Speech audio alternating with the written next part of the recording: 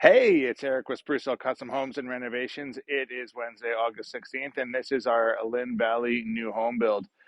So far, we have made a ton of progress over the past week.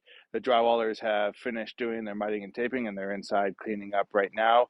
The siding contractors have been hard at work, and we'll go around back and have a look and see what they've been up to, but a ton of siding work has been done.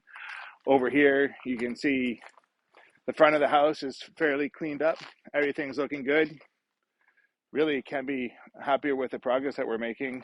It looks like we've probably delayed a couple weeks for moving in, looking closer to a November 15th move-in date instead of the November 1st date that I had hoped for. These things happen. A lot of things outside of our control.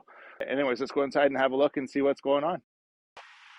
So this is the progress that's been made in the past week in the family room, dining room, kitchen area. Sorry, I had to think about that. I'm really happy with the progress. Back there will be the walk-in pantry. This will be the island,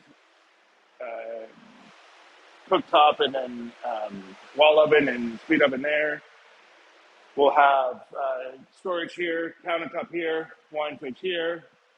Over here, we've got speakers set out for the surround sound system for the family room, which will be here. Television will be there. You can't see it right now.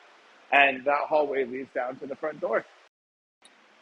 I don't know about you, but I love this vaulted foyer. My wife, she's kind of been different about it. I just think it's going to be super cool.